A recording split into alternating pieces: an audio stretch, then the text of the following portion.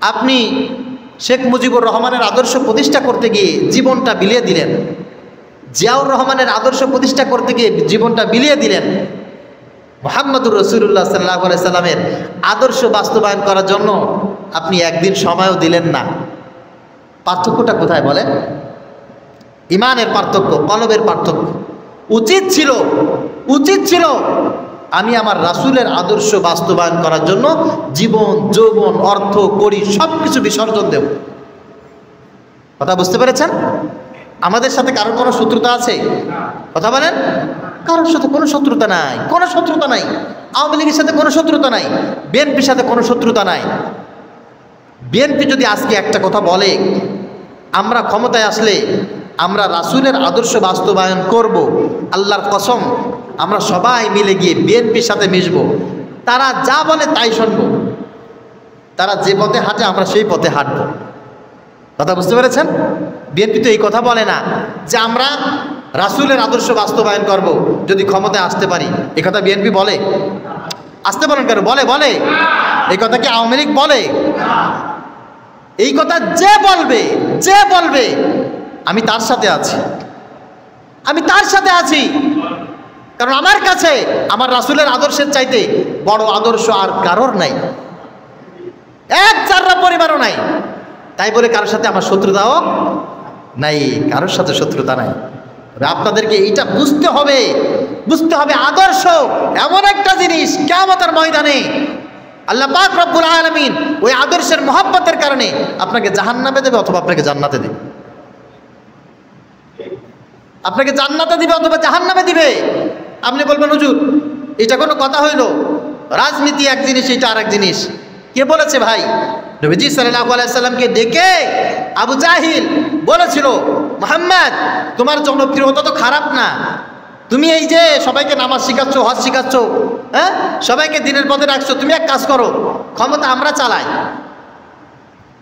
তোমার যত পরিমাণ সহযোগিতা দরকার সব সহযোগিতা আমরা করব, তুমি শুধু আমাদের ক্ষমতাটা যেন চলে না যায় এই বিষয়ে তুমি কথা বলবা না, এই বিষয়ে শুধু বলবা না, তুমি তোমার কাজ যা করতেছো সবাইকে নিয়ে করো, জীবনে কেউ তোমাকে বাধা দেবে না, মক্কায় কেউ তোমাকে বাধা দেবে না, শুধু তুমি আমাদের ক্ষমতাটা চলে যায়, আমরা এই যে নেতাগিরি করতেছি এটা চলে যায়, এই ব্যাপারে তুমি একটু চুপ থাকবা।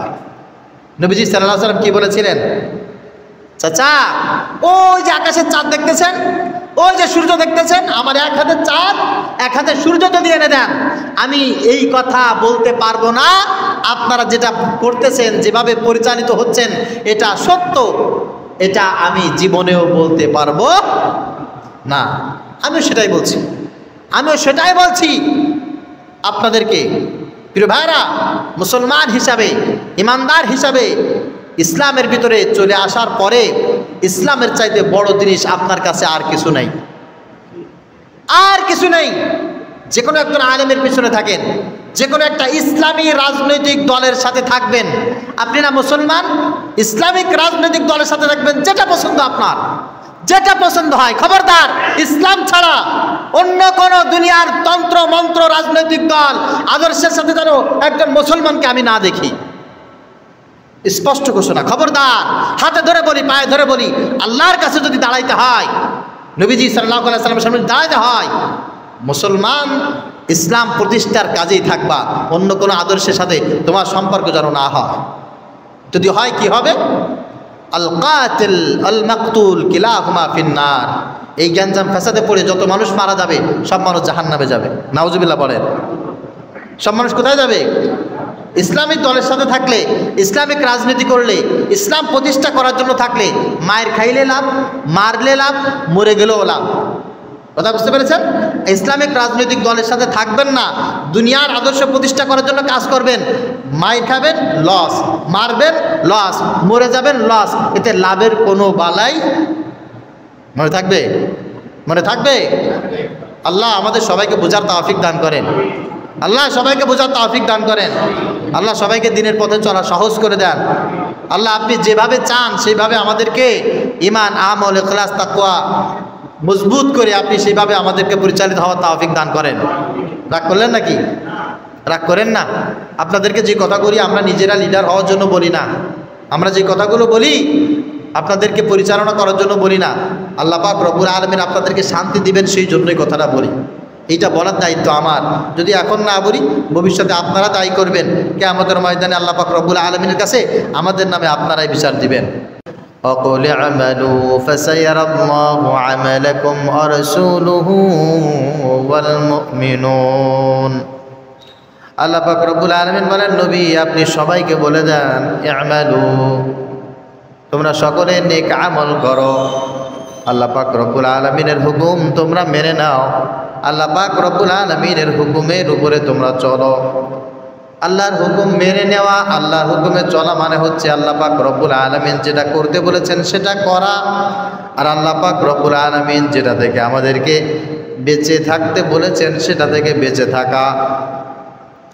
ফাসায়ারাল্লাহু আমালাকুম, আল্লাহ পাক রব্বুল আলামিন বলেন, অবশ্যই অবশ্যই অচিরে আমি আল্লাহ পাক রব্বুল আলামিন তোমাদের সব আমলগুলো দেখতেছি, দেখব।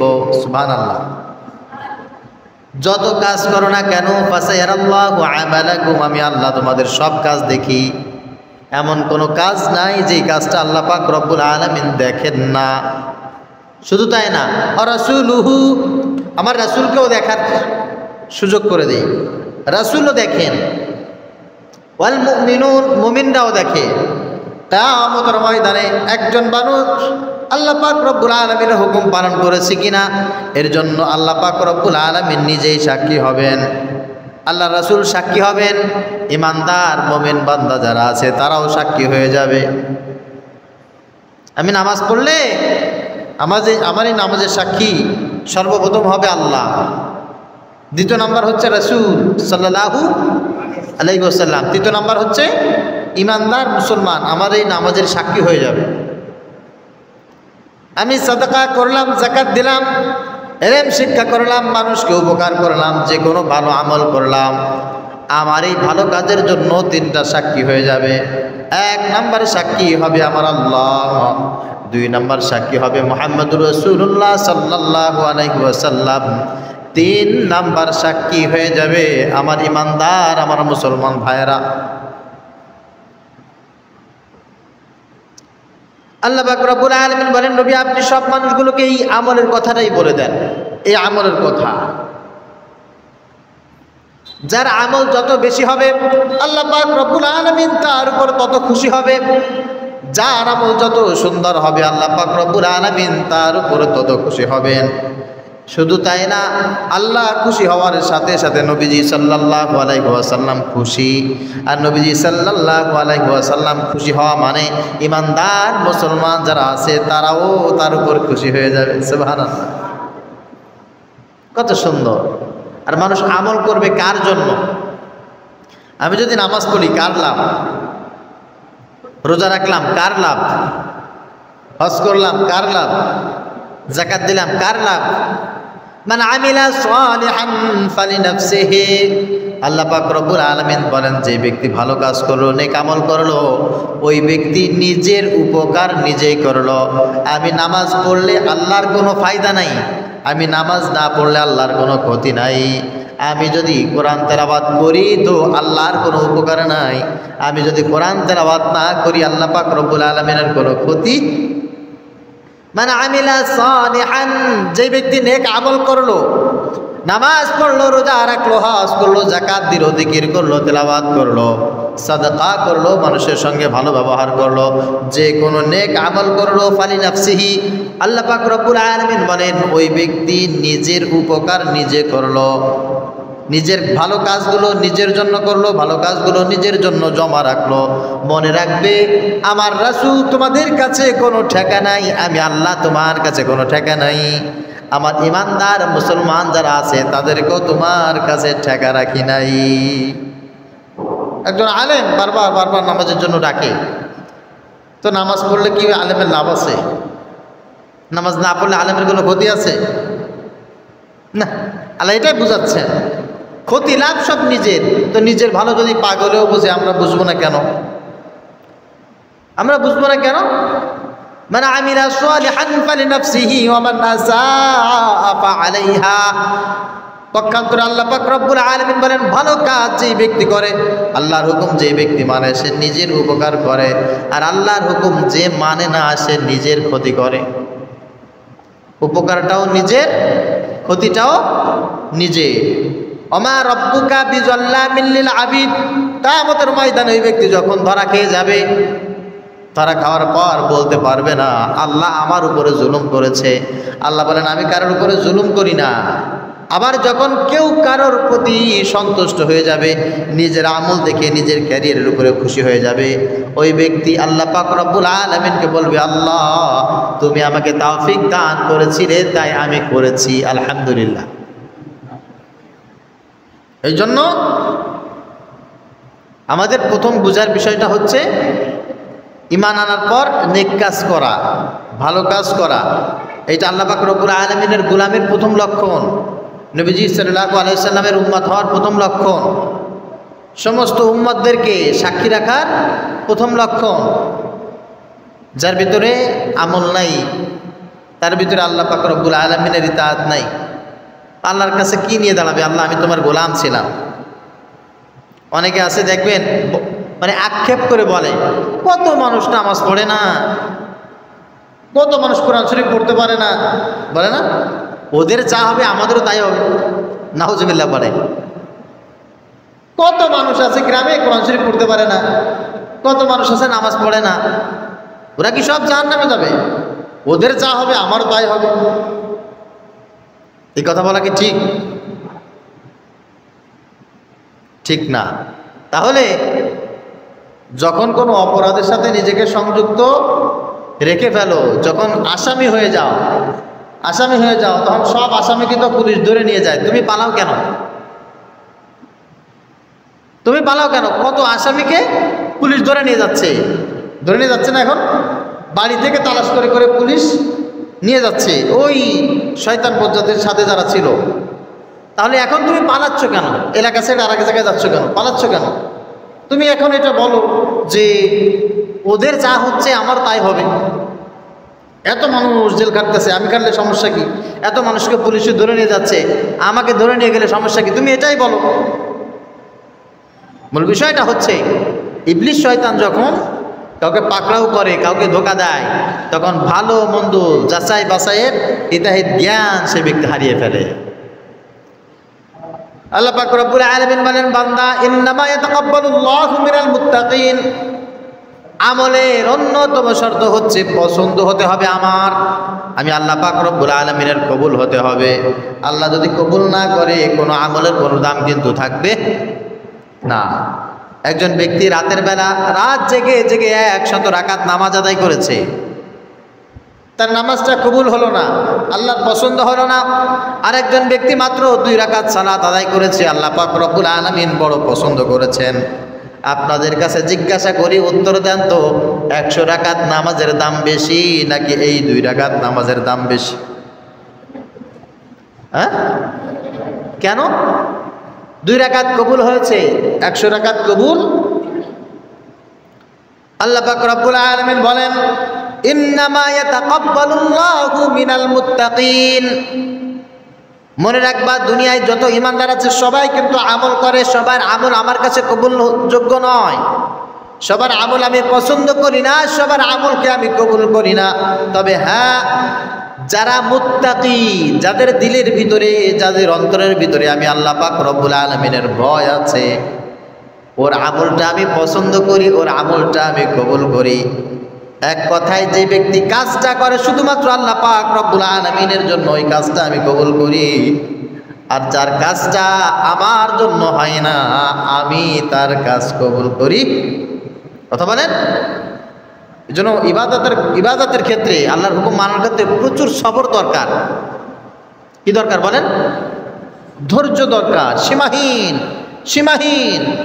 নামাজের ক্ষেত্রে, রোজার ক্ষেত্রে, যে কোনো আল্লাহর হুকুম পালনের ক্ষেত্রে সীমাহীন সবর দরকার। একবার তো নবীজি সাল্লাল্লাহু আলাইহি ওয়াসাল্লাম জিহাদে সাহাবীদেরকে নিয়ে রওনা করেছেন। একজন সাহাবী তার দিকে তাকিয়ে নবীজি সাল্লাল্লাহু আলাইহি ওয়াসাল্লাম কিছু খেয়াল করছেন। সামনে অনেক স্টুডেন্ট থাকলে, অনেক মানুষ থাকলে সবার বসা, সবার চাহনি, সবার কথাবার্তার ঢং রং একরকম হয়? কথা বলেন তো। কিছু মানুষ আছে যাদের বসার স্টাইল দেখলে বোঝা যায় এই লোকটা বেয়াদব, এরকম বোঝা যায় না অনেক সময়? কিছু মানুষের চাহনি দেখলে, তাকানো দেখলে, কথাবার্তা স্টাইল দেখলে বোঝা যায় যে এই লোকটা ভালো মানুষ না, এরকম হয় না? তো নবীজি সাল্লাল্লাহু আলাইহি ওয়াসাল্লাম সব সাহাবীদেরকে দেখলেন, দেখার পরে এনারা আল্লাহর নবীর সাহাবী, আবার এনারা যাচ্ছেন ইসলাম প্রতিষ্ঠা করার জন্য। কথা বুঝতে পেরেছেন? যুদ্ধ করার জন্য যাচ্ছেন। সময়টা কেমন, মুহূর্তটা কেমন আবেগময়, দুনিয়ার সব কিছু ছেড়ে আল্লাহর রাস্তায় জীবন দেওয়ার জন্যই সাহাবীরা রওনা হয়েছে। এর ভিতরে একজন সাহাবীর, আল্লাহ তাআলা আমাদেরকে ক্ষমা করুন, সকলে বলি আমিন, একজন সাহাবীর চলাফেরা, চাহনি, কথাবার্তা নবীজি সাল্লাল্লাহু আলাইহি সাল্লামের পছন্দ হয় নাই। না হওয়ার কারণে নবীজি সাল্লাল্লাহু আলাইহি সাল্লাম বলছেন এই ব্যক্তি জাহান্নামে যাবে। নাউজুবিল্লাহ বলেন। যাচ্ছে কোথায়? জিহাদ করতে। কোথায়? জিহাদ করতে, ইসলামের জন্য জিহাদ করতে যাচ্ছে। আর নবীজি সাল্লাল্লাহু আলাইহি সাল্লাম দেখে বলছেন এই ব্যক্তি জাহান্নামে যাবে। সাহাবীরা অবাক হয়ে গেলেন, কিরে আচ্ছা বলেন তো, নবীজি সাল্লাল্লাহু আলাইহি সাল্লাম যেটা বলেছেন এটা সত্য হবে না মিথ্যা হবে? তাই এই লোকটা যাচ্ছে জিহাদ করতে, অথচ নবীজি তাকে দেখে বললেন যে লোকটা তো জাহান্নামী হয়ে যাবে। সাহাবীরা অবাক হয়ে গেলেন। কেউ কোনো মন্তব্য করলেন না, কেউ কোনো প্রশ্ন করলেন না। প্রশ্ন করলে পরবর্তী উত্তর যদি আরো কঠিন হয়ে যায়, ঝামেলা হয়ে যাবে না? ঝামেলা হয়ে যাবে। আমি কথাটা বলছি, মারাত্মক শিক্ষণীয় একটা বিষয় আছে, মারাত্মক শিক্ষণীয় বিষয়। আমরা অনেক সময় কোথাও যাই, বসি, কথাবার্তা বলি, কাজ করি, ব্যবসা করি, চাকরি করি, সমাজ সামাজিকতা করি, এইটার ভিতরে আমাদের সবর থাকে না, ধৈর্য থাকে না। কারোর দুটি কথা শুনবো সেই ধৈর্য নাই, কাউকে একটু সাহায্য করব সেই সক্ষমতা নাই, ধৈর্য নাই, কাউকে দুটি কথা বলে সাহায্য করব কোনো ধৈর্য নাই। নবীজি সাল্লাল্লাহু আলাইহি সাল্লাম ওই সাহাবী সম্পর্কে এই মন্তব্য করার পর সাহাবীরা অবাক হলেন, দেখা যাক কি হয় কি হয় কি হয়। যুদ্ধ চলছে, যুদ্ধ চলতে চলতে চলতে চলতে ওই সাহাবী আহত হয়ে গেছে। যুদ্ধের ময়দানে আহত হবে মানুষ, এটাই স্বাভাবিক। আহত কেমন হয়েছে? হাত কেটে গেছে, মনে করেন বাম হাত কেটে গেছে। বাম হাত কাটার পর ডাইন হাতে যুদ্ধ করতেছে। কারণ কেটে গেলে জ্বালা যন্ত্রণা আছে না, কষ্ট আছে না? তো জ্বালা যন্ত্রণা কষ্ট তারও হচ্ছে। এখন উচিত কি? ট্রিটমেন্ট করতে হবে, তাই না? সবর করতে হবে, ধৈর্য ধারণ করতে হবে। হাত কেটে গেছে যুদ্ধের ময়দানে, এখন ধৈর্য হারালে কাজ হবে? ধৈর্য হারালে কাজ হবে না। ওই সাহাবী দেখ এত কষ্ট ভাল লাগে না, এত জ্বালা যন্ত্রণা ভাল লাগে না, নিজের তরবারি নিজের পেটে ঢুকিয়ে আত্মহত্যা করে মারা গেছে। সবাই বলেন নাউজুবিল্লাহ। যখন আত্মহত্যা করে মারা গেছে, লোকটা কি এখন জান্নাতে যাবে না জাহান্নামে যাবে? জাহান্নামে যাবে। মূল বিষয়টা হচ্ছে এই লোকটা এই কাজ করতে পারে বা এই লোকটা এই কাজ করবে। নবীজি সাল্লাল্লাহু আলাইহি সাল্লাম তার চাহনি দেখে, তার আচার আচরণ বুঝে ফেলছিলেন এর ভিতরে ধৈর্য নাই, এর ভিতরে সবর নাই, এই জন্য লোকটা জাহান্নামে চলে যাবে। আমরা নামাজ আদায় করি, অনেক ক্ষেত্রে আমাদের নামাজ আমাদেরকে জাহান্নামে নিয়ে যায়। ফাওয়াইলুল লিল মুসাল্লিন, এর কারণ হচ্ছে আমাদের নামাজ পড়ি এত ব্যস্ততার সাথে, এত মেজাজ গরম থাকে, কোনো স্থিরতা নাই, নামাজের ভিতরে কোনো ধৈর্যশীলতা নাই, সহনশীলতা নাই, এটার ভিতরে তাড়াহুড়া, মানে এক প্রকার বিরক্তি বিরক্তি ভাব। এই অবস্থায় যদি কোনো ইবাদত হয়ে যায়, এই ইবাদত আল্লাহ কবুল করেন? কথা বলেন, কবুল করেন না। আল্লাহ যেভাবে যে কাজটা করতে বলেছেন আপনি ওই কাজটা ওইভাবে করবেন। সময় বেশি লাগবে কম লাগবে, এক কাজ বারবার করতে হবে না করতে হবে, এত কিছু তো বলার দরকার নাই আপনার। আছে আমাদের হজের মৌসুমে পাশের আর এক কাফেলা আমাদের দাওয়াত ছিল। ওই কাফেলা একজন মুরব্বী ছিল। ওই মুরব্বী খুব বেশি লেখাপড়া জানে না, কিন্তু লেখাপড়া না জানলেও কিছু বেশি বোঝা লোক থাকে না, তো সব বোঝে। কিছু একটু বলা করে হ্যাঁ বুঝে ফেলছে, মানে সব জানতা সে, একটু কথা কিছু শোনার পরে বলে সব বুঝে ফেলছে। তো হজের সব কার্যক্রম তো করার পরে শেষ কাজ হচ্ছে তাওয়াফ করা। সাফা মারওয়া এটা তো আছেই। তাওয়াফ করা হচ্ছে সর্বশেষ কাজ। তার মানে আপনার আরাফায় অবস্থান করতে হবে, মুজদালিফা অবস্থান করতে হবে, মিনায় যেতে হবে, জামরায় পাথর নিক্ষেপ করতে হবে, সর্বশেষ হচ্ছে তাওয়াফ করে। তাওয়াফটা লাস্টে এমন কষ্টের বিষয় হয়ে যায়, মনে করেন যে আপনি 1000 কিলোমিটার হাঁটবেন, 1000 কিলোমিটার হাঁটার পরে একটা মানুষ কত ক্লান্ত থাকে, তারপরে আবার ওই তাওয়াফ করতে হবে, সাই করতে হবে, অনেক কঠিন। ওই মুরব্বী হজের সময় তাওয়াফ করতে যখন মাতাফে প্রবেশ করছে, এক তো জ্যাম ভিড়, এর ভিতরে গরম আছে, তাওয়াফ করতে হবে। মুরব্বী একবার তাওয়াফ করছে, কয়বার ঘুরলে এক তাওয়াফ হয়? কয়বার? 7 বার। 7 বার ঘুরলে একটা তাওয়াফ হয়। ওই মুরব্বী একবার ঘুরে বসে পড়ছে, বসে পড়ার পরে বলতেছে, হুজুর আপনারা যান, আমি এ জায়গায় বসে থাকলাম, আপনাদের 7 বার হয়ে গেলে তারপরে আমারে বইলেন। তা বলছে আমাদের 7 বার হয়ে গেলে তারপরে আপনাকে বলবো, তা আপনি যাবেন না আমাদের সাথে? বলে না, ঘুরলাম তো একবার, ওই একবার যা 7 বার তাই। এই একবার যেভাবে ঘুরে আসছি 7 বার তো একইভাবে ঘুরতে হবে। আমি দেখতেছি একবার যা 7 বার তাই, সমস্যা নেই, আপনারা যান, ঘুরে আসলাম। নিজের মন মতো করলে এরকম হবে? হবে না। সবর, প্রচুর পরিমাণে সবর, ধৈর্য পাহাড় সমান ধৈর্য। ধৈর্য নাই আপনার নামাজ নষ্ট হয়ে যাবে, ধৈর্য নাই হজ নষ্ট হয়ে যাবে, সবর নাই সব আমল নষ্ট হয়ে যাবে, এমনকি জিহাদ পর্যন্ত শেষ হয়ে যাবে, সব জিরো, একেবারে জিরো হয়ে যাবে ধৈর্য না থাকলে। এই জন্য নবীজি সাল্লাল্লাহু আলাইহি ওয়াসাল্লাম বলছেন, আমার ওই সাহাবীকে দেখে মনে হচ্ছে জাহান্নামে চলে যাবে। সাহাবীর অবাক হলেন। পরবর্তীতে তার কারগুজারি যখন শোনানো হলো, বলি ইয়া রাসূলুল্লাহ, সে তো আহত হয়েছিল, আহতর যন্ত্রণা সহ্য করতে না পারে নিজের পেটে নিজে ছুরি ঢুকিয়ে আত্মহত্যা করেছে, লোকটা জাহান্নামে চলে গেছে। আল্লাহ তাআলা আমাদের সবাইকে হেফাজত করুন, সকলে বলি আল্লাহুম্মা আমিন। এই জন্য আমল এটা মারাত্মক বিষয়, কঠিন বিষয়।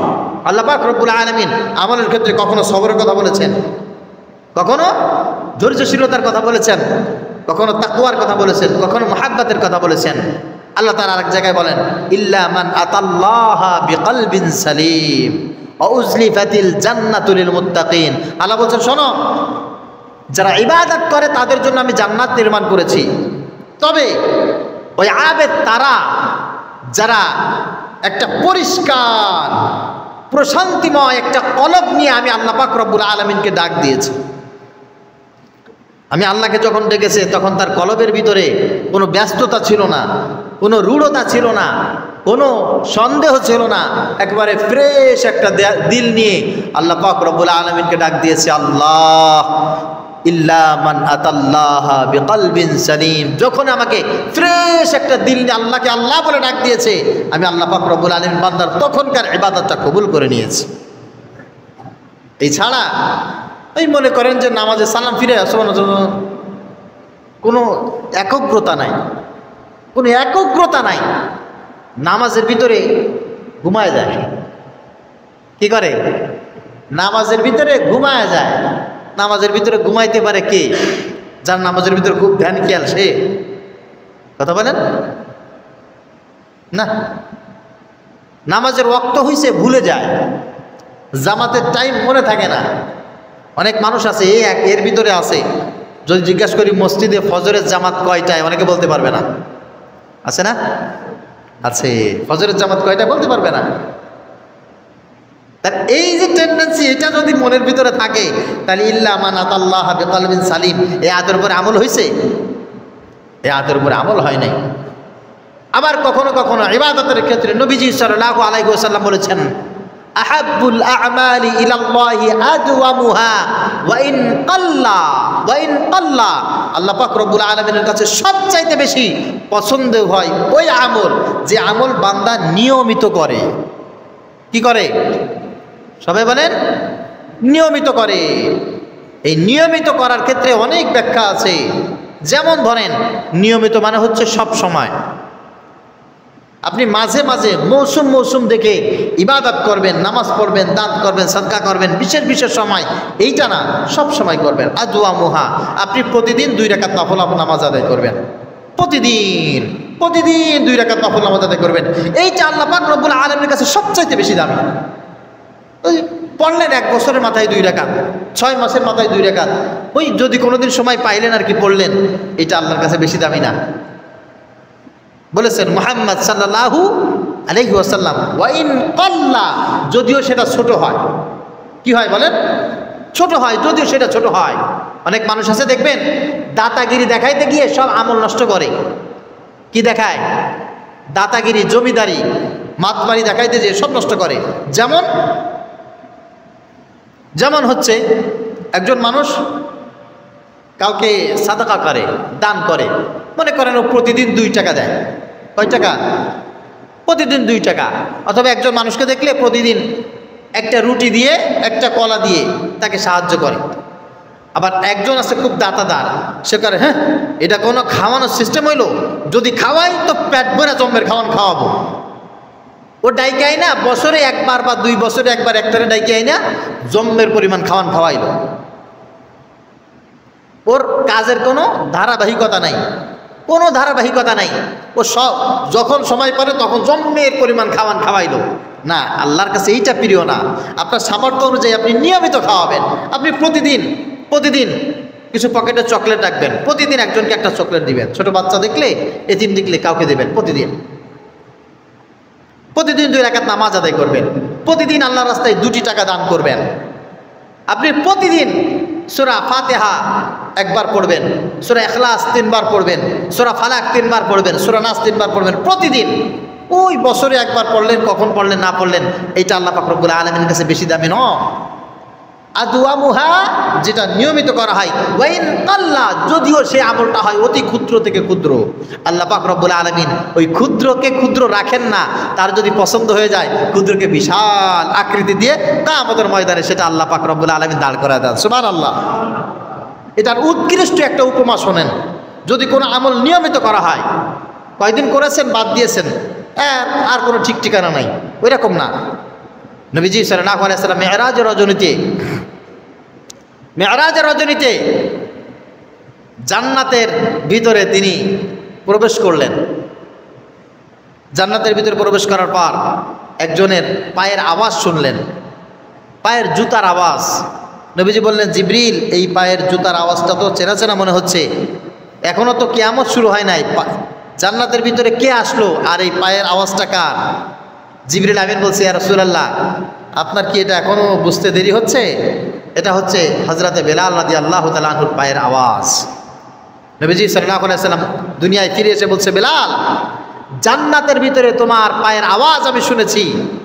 তুমি কোন আমল করো যে আমলের কারণে আল্লাহ পাক রব্বুল আলামিন তোমাকে জান্নাতের ভিতরে অগ্রিম স্থান দেওয়ার কথা বলেছেন? হযরতে বেলাল বলছেন, ইয়া রাসূলুল্লাহ, ইয়া হাবিবাল্লাহ, আমি একটা ছোট্ট আমল করি, তবে এই আমলটা নিয়মিত করি, কখনো ছেড়ে দেই কখনো ছেড়ে দেই না, এরকম না, নিয়মিত করি। কথা বুঝতে পেরেছেন? আমি কিন্তু আমলের কথা বলছি না, আমলটা নিয়মিত করার জন্য বলছি। হযরত বেলাল বলছে, ইয়া রাসূলুল্লাহ, আমার যখনই ওযু চলে যায় সঙ্গে সঙ্গে ওযু করি, আর ওযু করেই 2 রাকাত সালাত আদায় করি। সুবহানাল্লাহ বলেন। এটা মাঝে মাঝে না, সব সময় যখনই ওযু চলে যায় তখনই ওযু করি, আর তখনই 2 রাকাত নামাজ আদায় করি।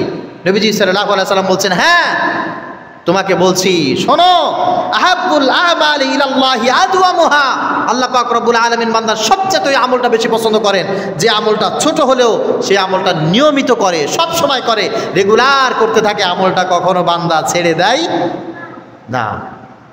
এজন্য আমাদের এই অভ্যাসটা তৈরি করতে হবে। মনে থাকবে তো ইনশাআল্লাহ? মনে থাকবে তো? নবীজি সাল্লাল্লাহু আলাইহি ওয়াসাল্লাম ভালো কাজগুলো নিয়মিত করতেন, আর যদি কখনো সেটা নিয়মিত না করে থাকেন সেটা আমাদের জন্য শিক্ষণীয় বিষয়, সেই জন্য তিনি নিয়মিত করেন নাই। যেমন তিনি সালাতুত তারাবি নিয়মিত আদায় করেন নাই। প্রতিদিন যদি জামাতের সাথে নবীজি সাল্লাল্লাহু আলাইহি ওয়াসাল্লাম সালাতুত তারাবি আদায় করতেন, তাহলে ওইটা আমাদের উপরে ওয়াজিব হয়ে যেত। কথা বুঝতে পেরেছেন? ওয়াজিব হয়ে যেত। এই জন্য নবীজি সাল্লাল্লাহু আলাইহি ওয়াসাল্লাম মাঝে মাঝে ছেড়ে দিয়েছেন। এটা আমাদের জন্য শিক্ষণীয়। কিন্তু নবীজি সাল্লাল্লাহু আলাইহি ওয়াসাল্লাম নিয়মিত কাজকে সবচেয়ে বেশি পছন্দ করতেন।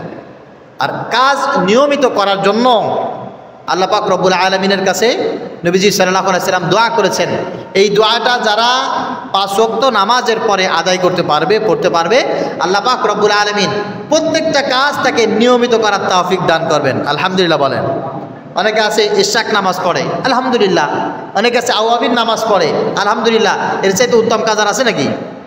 ইশাক নামাজ অর্থাৎ ফজরের নামাজ আদায় করার পর জিকিরে ফিকিরে থাকবেন থেকে সূর্য উদয় হয়েছে একটু পরেই, সূর্য উদয়ের পরপরই আপনি 2 রাকাত 4 রাকাত কমপক্ষে 6 রাকাত নামাজ আপনি আদায় করলেন।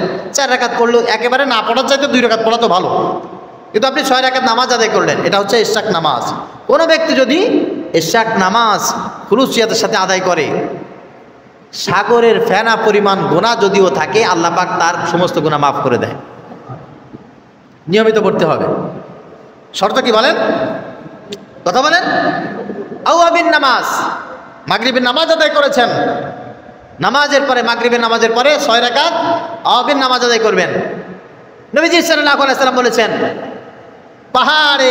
পাহাড় পরিমাণ, সমুদ্রের ফেনা পরিমাণ যদি তার গুনাহ হয়, আল্লাহ পাক রব্বুল আলামিন সেই পরিমাণ গুনাহও তার বান্দার জন্য ক্ষমা করে দেবেন। মাঝে মাঝে একদিন পড়লে হবে নাকি? বছরের একদিন সুযোগ পাইছেন, একেবারে জন্মের পড়া পড়ে দিলেন, এই জন্য না, নিয়মিত পড়তে হবে। নিয়মিত পড়বেন, তবে একেবারে না পড়ার চাইতে মাঝে মাঝে পড়া তো অবশ্যই সওয়াব আছে। মাঝে মাঝে পড়া যাবে না, বিষয়টি এরকম নয়। আল্লাহ পাক রব্বুল আলামিন খুব বেশি পছন্দ করেন বান্দার নিয়মিত এই কাজটা যেন হয়। এবার প্রত্যেকটা কাজ যেন আমরা নিয়মিত করতে পারি, আল্লাহ পাক রব্বুল আলামিন যেভাবে আমাদেরকে শিখিয়েছেন সেইভাবে যেন আমরা এই কাজগুলো করতে পারি, এর জন্য একটা দোয়া আছে, সবাই বলেন, আল্লাহুম্মা আইন্নি আলা যিকরিকা ওয়া শুকরিকা ওয়া হুসনি ইবাদাতিক। আল্লাহুম্মা আইন্নি আলা যিকরিকা ওয়া শুকরিকা ওয়া হুসনি ইবাদাতিক। এই দোয়াটা 5 ওয়াক্ত নামাজের পরে পড়বেন। হযরত মুআয ইবনে জাবাল রাদিয়াল্লাহু তাআলা আনহু নামাজ পড়ে চলে যাচ্ছেন, নবীজি সাল্লাল্লাহু আলাইহি ওয়াসাল্লাম বলছেন, ইয়া মুআয ইবনে জাবাল, আমি তোমাকে খুব ভালোবাসি, তোমাকে আমি খুব ভালোবাসি, এই জন্য তোমাকে এমন একটা দোয়া আমি শিখিয়ে দিচ্ছি, যে দোয়াটা পড়লে আল্লাহ পাক রব্বুল আলামিনের যত হুকুম তোমার উপরে আছে, সব হুকুমগুলো তুমি নিয়মিত সব সময় টাইমলি আদায় করতে পারবে। তুমি দোয়াটা মুখস্থ করে নাও, আল্লাহুম্মা আইন্নি আলা যিকরিকা ওয়া শুকরিকা ওয়া হুসনি ইবাদাতিক। আল্লাহুম্মা আমিন বলেন। এর জন্য প্রিয় ভাইয়েরা আমার, আল্লাহ পাক তো সেইটাই চান যে আমরা প্রত্যেকটি কাজ আল্লাহ পাক রব্বুল আলামিনের কথা মতো করি এবং নিয়মিত করি। কখনো ছেড়ে দিলাম না, এরকম যেন না হয়। নবীজি সাল্লাল্লাহু আলাইহি সাল্লাম বলছেন, শোনো, যখন তোমাদের দ্বারা কোনো নিয়মিত আমল ছুটে যায়, নামাজের কথা, রোজার কথা বাদই দিলাম, মনে করেন প্রতিদিন আপনি 2 রাকাত নামাজ আদায় করেন, আপনি একদিন আদায় করতে পারেন নাই, প্রতিদিন আপনি আধা পারা কোরআন তেলাওয়াত করতে পারেন, একদিন আপনি পারেন নাই, এই জন্য কি করবেন? পরের দিন পড়া বাদ দিয়ে দেবেন? কথা বলেন না, এটা করা যাবে না। নবীজি সাল্লাল্লাহু আলাইহি সাল্লাম বলেছেন, হুমহুহা, ওই ব্যক্তি যেন সেটার কাফারা আদায় করে, সেটার কাজা আদায় করে। সেটা যেমন 2 রাকাত নামাজ প্রতিদিন আদায় করত, ওই ব্যক্তি যদি একদিন আদায় করতে না পারে, পরের দিন যেন 4 রাকাত আদায় করে নেয়। প্রতিদিন আধা পারা কোরআন তেলাওয়াত করতো, 1 পারা কোরআন তেলাওয়াত করতো, একদিন গ্যাপ গেছে, তাহলে পরের দিন যেন ওই ব্যক্তি 2 পারা বা 1 পারা তেলাওয়াত করে নেয়, তার যেন দ্বিগুণ পরিমাণ পরের দিন কাজা আদায় করে। তাহলে কি হবে? ইন্নাল হাসানাতি ইউযহিবনাস সাইয়্যাত, নিশ্চয়ই ভালো কাজ খারাপ কাজের বা মন্দ কাজের কাফারা হিসাবে কিয়ামতের ময়দানে আল্লাহ পাক রব্বুল আলামিন দাঁড় করায় দেবেন। সুবহানাল্লাহ। এজন্য কেউ যদি একটা খারাপ কাজ করে ফেলে, মনে করেন চুরি করছে, কারোর একটা গাছের আম পাড়ে খাইছে, অথবা আপনার নামে গিবাদ শিকায়ত করছে বা আপনাকে খারাপ বলছে, কেউ যদি খারাপ একটা কাজ করে থাকে, এই জন্য তাকে বারবার খুঁটা দিবেন না, বারবার তাকে কষ্ট দিবেন না। হতে পারে ওই ব্যক্তি যেই পরিমাণ খারাপ কাজ করেছিল, পরবর্তীতে এই পরিমাণ ভালো কাজ সেই ব্যক্তি করেছে, এই পরিমাণ ভালো কাজ সেই ব্যক্তি আদায় করেছে যে আল্লাহ পাক রব্বুল আলামিন ওর পূর্বের সব গুনাহের কাফারা হিসাবে ভালো কাজকে কবুল করে নিয়েছে। মনে থাকবে না ইনশাআল্লাহ? মনে থাকবে? আল্লাহ তাআলা তৌফিক দান করুক। সকলে বলি আল্লাহুম্মা আমিন। প্রিয় হাজিরিন, নবীজি সাল্লাল্লাহু আলাইহি ওয়াসাল্লাম তিনি তো মানুষ ছিলেন নাকি ফেরেশতা? হ্যাঁ, মানুষ ছিলেন, তবে আমাদের মতো সাধারণ মানুষ না, অসাধারণ মানুষ। আবার এইটা নিয়ে তো ইখতিলাফও আমাদের দেশে আছে, উনি কিসের তৈরি, নূরের তৈরি না মাটির তৈরি, ইখতিলাফ আছে না, অনেক কথা বলে। এইটা নিয়ে আমাদের কোনো বক্তব্য নাই, এই কারণে নাই উনি কিসের তৈরি এইটার উপরে ঈমান আনা শর্ত না। উনি আল্লাহ পাক রব্বুল আলামিন বলছেন উনি মানুষ, তবে সাধারণ মানুষ নয়, অসাধারণ মানুষ। অসাধারণ মানুষ হওয়া সত্ত্বেও নবীজি সাল্লাল্লাহু আলাইহি ওয়াসাল্লাম বিশেষ কিছু বৈশিষ্ট্য ছিল। যেমন উনি বাচ্চাদের সাথে খেলাধুলা করতেন। উনি যখন ছোটোবেলায় ছেড়ে দেওয়া হতো উনি বাচ্চাদের সাথে খেলাধুলা করতেন, উনি ছাগল চড়াইতেন, উনি সবার সাথে মিষ্টি সুরে হাসি তামাশা করতেন, গল্প করতেন। মানুষের যে আচরণগুলো ছিল এই আচরণগুলো নবীজি সাল্লাল্লাহু আলাইহি ওয়াসাল্লামের ছিল, যেটি আমরাও করে থাকি। খেয়াল করবেন, কথাটা বলার সুন্দর একটা উদ্দেশ্য আছে আমার। আমরাও খেলাধুলা করি, নবীজি সাল্লাল্লাহু আলাইহি ওয়াসাল্লাম খেলাধুলা করতেন। আমরাও গল্প করি, নবীজি সাল্লাল্লাহু আলাইহি ওয়াসাল্লাম গল্প করতেন। তবে হ্যাঁ, উনি খেলাধুলাকে পছন্দ করতেন না, উনি গল্প দেওয়া আড্ডা দেওয়াকে পছন্দ করতেন না, উনি সবার সাথে তাল মিলিয়ে হই হুল্লো করা পছন্দ করতেন না। উনি কখনো কখনো বাচ্চা সুলভ যে আচরণগুলো মানুষ করে থাকে এগুলো উনি করেছেন, উনি করতেন, কিন্তু এগুলো উনি কখনো পছন্দ করতেন না। কেন করতেন না? ওনার বয়স যখন 6 বছর, মক্কা থেকে তায়েফ, মক্কা থেকে তায়েফ, তায়েফ হচ্ছে আপনার প্রায় মক্কা শহরের থেকে তায়েফ শহর 6000 কিলোমিটার, 6,500 মিটার পর্যন্ত উঁচু, 6000 মিটার উঁচু। 6000 মিটার যদি মক্কা থেকে তায়েফ উঁচু হয়, অবস্থাটা কি পরিমাণ বলেন। তায়েফে যাওয়ার জন্য 2টি রাস্তা আছে। তায়েফের কথা বলছি, নবীজি সাল্লাল্লাহু আলাইহি ওয়াসাল্লাম এই বিশাল রাস্তা, কষ্টের রাস্তা অতিক্রম করে তায়েফবাসীকে দিনে দাওয়াত দেওয়ার জন্য গিয়েছিলেন। কিন্তু তায়েফবাসী নবীজি সাল্লাল্লাহু আলাইহি ওয়াসাল্লামকে কি করেছিল? পাথর মেরে রক্তাক্ত করেছিল। তায়েফ যাওয়ার জন্য এখন 2টি রাস্তা আছে, একটা হচ্ছে পাহাড়ের উপর দিয়ে যাওয়া, আর একটা হচ্ছে ওই দিক দিয়ে ঘুরে তায়েফ শহরে প্রবেশ করা। তো পাহাড়ের যে রাস্তা আছে এই রাস্তা দিয়ে যখন মানুষ যায় তখন কানের তলা বন্ধ হয়ে আসে, কারণ গাড়ি দিয়ে যায় এই দিক দিয়ে এই দিক দিয়ে এই দিক দিয়ে, সব পাহাড়ের উপরে উঠতে থাকে। একেবারে সমতল ভূমি থেকে দেখা যায় ওই যে তায়েফ শহর, এখান থেকে 6000 মিটার পর্যন্ত উঁচু। আপনার ওখানে যেতে হবে, ওখানে যেতে হবে 1 ঘন্টা 20 মিনিট 30 মিনিট সময় লাগবে। শুধু গাড়ি শুধু উপরের দিকে উঠতেই থাকে, উঠতেই থাকে, উঠতেই থাকে। তায়েফ শহরে গিয়ে নবীজি সাল্লাল্লাহু আলাইহি ওয়াসাল্লামকে ইসলামের দাওয়াত দিতে বলে নবীজি সাল্লাল্লাহু আলাইহি ওয়াসাল্লাম ইসলামের দাওয়াত দিয়েছেন। অনেক কিছু হয়ে গেছে। নবীজি সাল্লাল্লাহু আলাইহি ওয়াসাল্লাম তায়েফ গেছেন কখন? নবুয়াত প্রাপ্তির পর। তায়েফ থেকে প্রায় 80 কিলোমিটার দূরে একটা জায়গা আছে, ওই জায়গার নাম হচ্ছে বনু সাদ, কবিলে বনু সাদ। বনু সাদ একটা গোত্র, ওই গোত্রের অধিবাসী বসবাস ছিল সেখানে। এই বনু সাদ তায়েফ থেকে 80 কিলোমিটার দূরে। মক্কা থেকে আর এক রুটে আসতে গেলে তায়েফ শহর যতটুক, বনু সাদ মক্কা থেকে ঠিক এতটুক। নবীজি সাল্লাল্লাহু আলাইহি ওয়াসাল্লাম যখন ছোট্ট অবস্থায়, মক্কা আর তায়েফের মানুষের অনেক পার্থক্য আছে। সবচেয়ে বড় পার্থক্য হচ্ছে আবহাওয়াজনিত পার্থক্য। মক্কার আবহাওয়া মনে করেন 50 ডিগ্রি, এখানে তায়েফে চলে আসবেন একেবারে স্বাভাবিক বাংলাদেশের মতো আপনার 25-30 যেমন থাকে, 30-এর ভিতরে 30-32 এরকম তায়েফের আবহাওয়া। মক্কা আর তায়েফ আকাশ পাতাল ব্যবধান।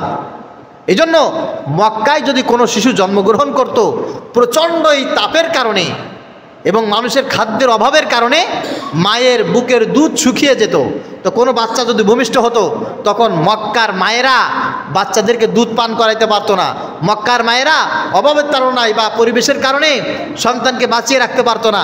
এই কারণে তায়েফবাসী যারা আছে এবং ওই কবিলায় বনু সাদ যারা আছে ওদেরকে বলতো যে আমাদের বাচ্চাগুলোকে তোমরা নিয়ে লালন পালন করতে পারো। আর এটা মানুষকে খুব নেকের কাজ, সওয়াবের কাজ, সামাজিক কাজ মনে করে, কল্যাণ কাজ মনে করে মক্কা থেকে এই দুধের বাচ্চাগুলোকে তারা নিয়ে দুধ পান করাইতো, তারা মানুষ করত।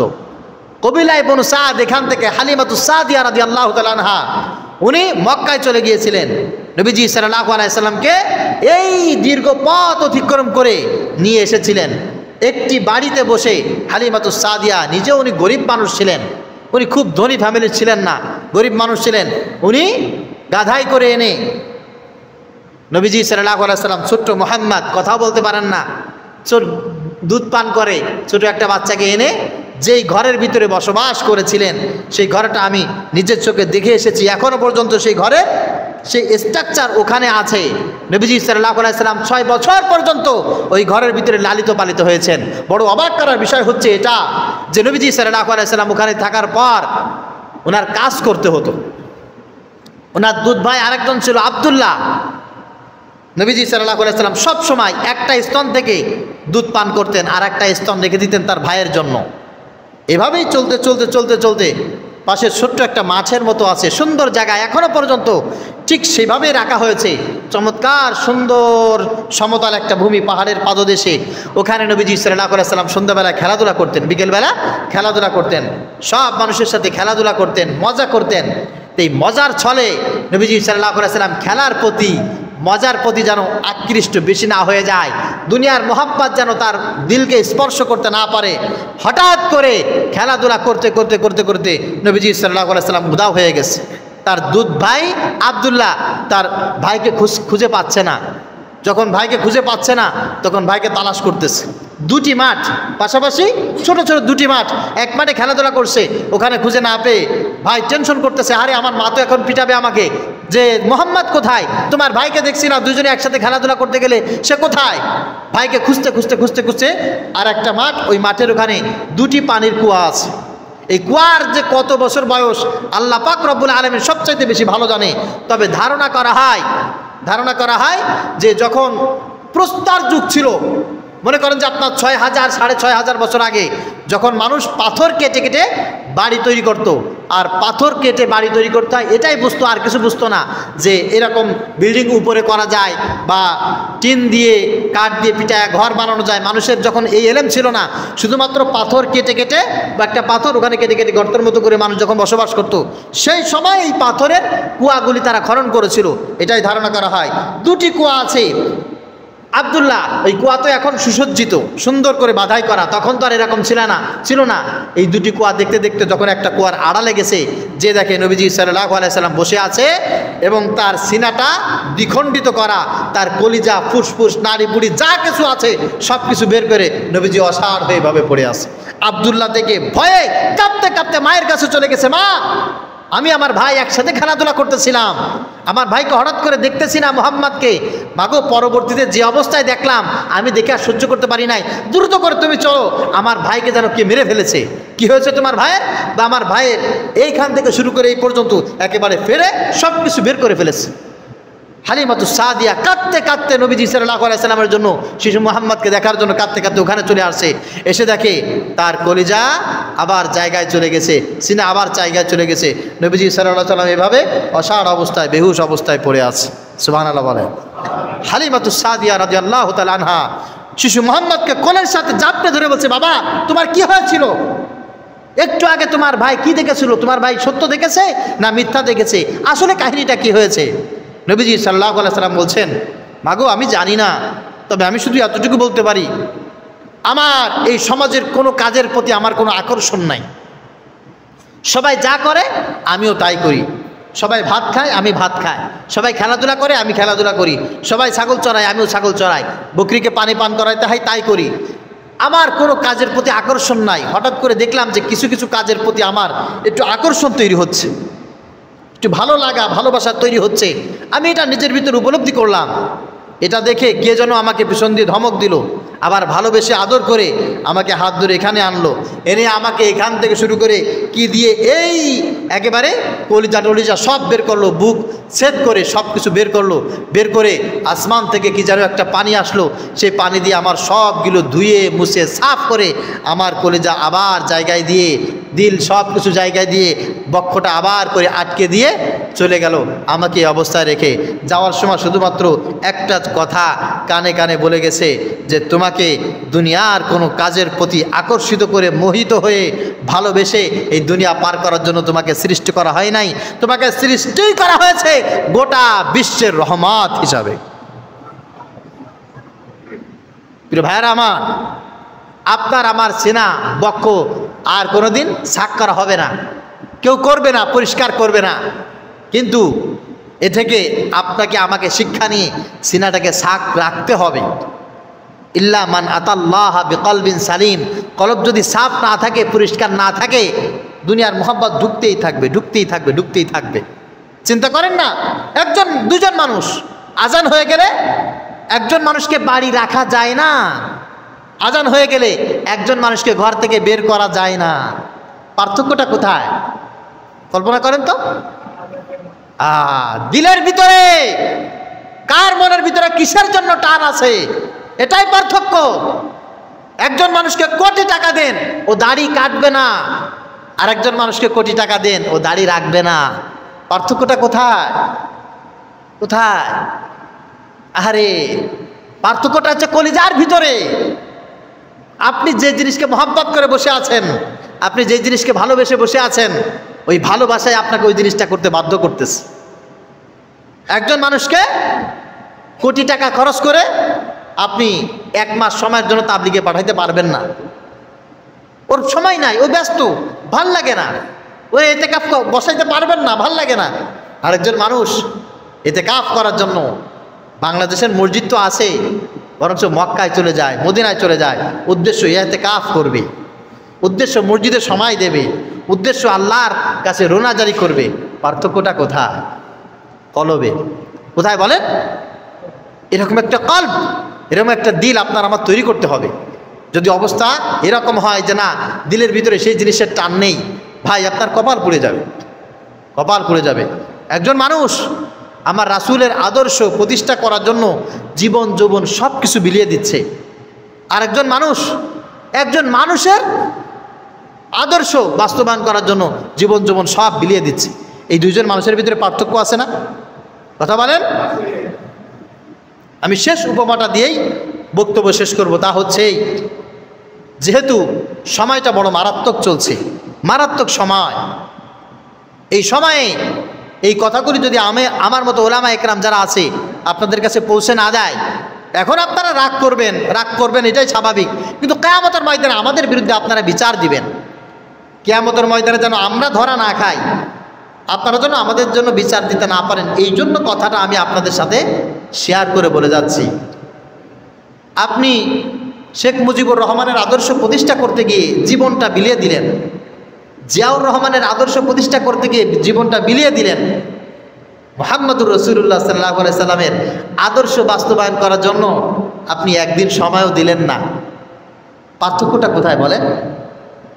ইমানের পার্থক্য, কলবের পার্থক্য। উচিত ছিল আমি আমার রাসূলের আদর্শ বাস্তবায়ন করার জন্য জীবন যৌবন অর্থ করি সব কিছু বিসর্জন দেব। কথা বুঝতে পেরেছেন? আমাদের সাথে কারোর কোনো শত্রুতা আছে? কথা বলেন। কারোর সাথে কোনো শত্রুতা নাই, কোনো শত্রুতা নাই। আওয়ামী লীগের সাথে কোনো শত্রুতা নাই, বিএনপির সাথে কোনো শত্রুতা নাই। বিএনপি যদি আজকে একটা কথা বলে, আমরা ক্ষমতায় আসলে আমরা রাসূলের আদর্শ বাস্তবায়ন করব, আল্লাহর কসম আমরা সবাই মিলে গিয়ে বিএনপির সাথে মিশব, তারা যা বলে তাই শুনব, তারা যে পথে হাঁটে আমরা সেই পথে হাঁটব। কথা বুঝতে পেরেছেন?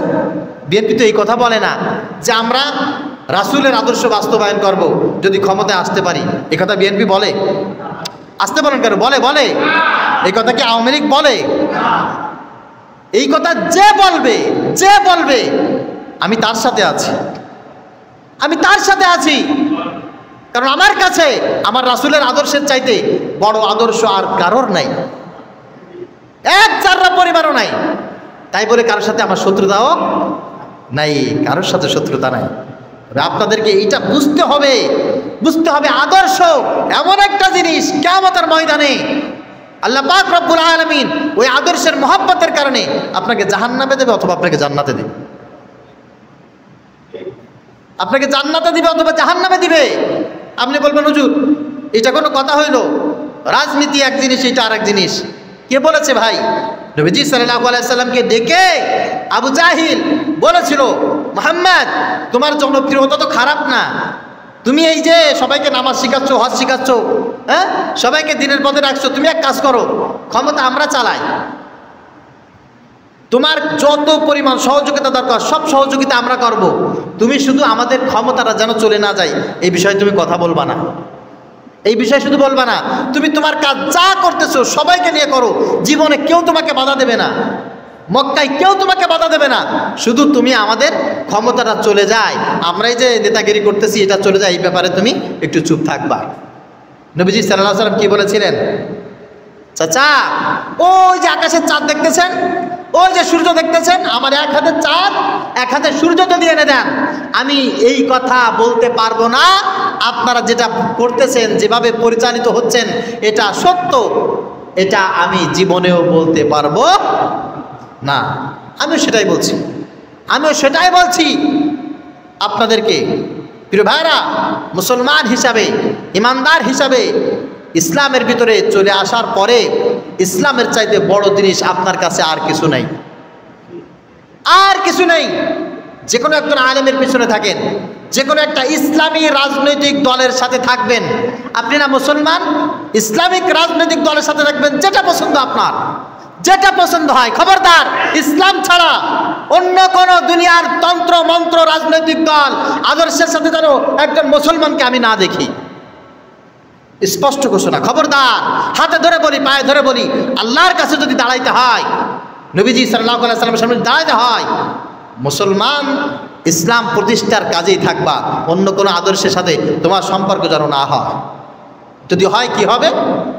আল কাতিল আল মাকতুল কিলাহুমা ফিন্নার। এই গ্যাঞ্জাম ফ্যাসাদে পড়ে যত মানুষ মারা যাবে সব মানুষ জাহান্নামে যাবে। নাউজুবিল্লাহ বলেন। সব মানুষ কোথায় যাবে? ইসলামিক দলের সাথে থাকলে, ইসলামিক রাজনীতি করলে, ইসলাম প্রতিষ্ঠা করার জন্য থাকলে, মায়ের খাইলে লাভ, মারলে লাভ, মরে গেলেও লাভ। কথা বুঝতে পেরেছেন? ইসলামিক রাজনৈতিক দলের সাথে থাকবেন না, দুনিয়ার আদর্শ প্রতিষ্ঠা করার জন্য কাজ করবেন, মায়ের খাবেন লস, মারবেন লস, মরে যাবেন লস, এতে লাভের কোনো বালাই মনে থাকবে? মনে থাকবে? আল্লাহ আমাদের সবাইকে বোঝার তৌফিক দান করেন। আল্লাহ সবাইকে বোঝার তৌফিক দান করেন। আল্লাহ সবাইকে দিনের পথে চলা সহজ করে দেন। আল্লাহ আপনি যেভাবে চান সেইভাবে আমাদেরকে ঈমান, আমল, ইখলাস, তাকওয়া মজবুত করে আপনি সেইভাবে আমাদেরকে পরিচালিত হওয়ার তৌফিক দান করেন। রাগ করলেন নাকি? রাগ করেন না। আপনাদেরকে যে কথাগুলি আমরা নিজেরা লিডার হওয়ার জন্য বলি না, আমরা যে কথাগুলো বলি আপনাদেরকে পরিচালনা করার জন্য বলি না, আল্লাহ পাক রব্বুল আলামিন আপনাদেরকে শান্তি দিবেন সেই জন্যই কথাটা বলি। এইটা বলার দায়িত্ব আমার। যদি এখন না বলি ভবিষ্যতে আপনারা দায়ী করবেন, কিয়ামতের ময়দানে আল্লাহ পাক রব্বুল আলামিনের কাছে আমাদের নামে আপনারাই বিচার দিবেন।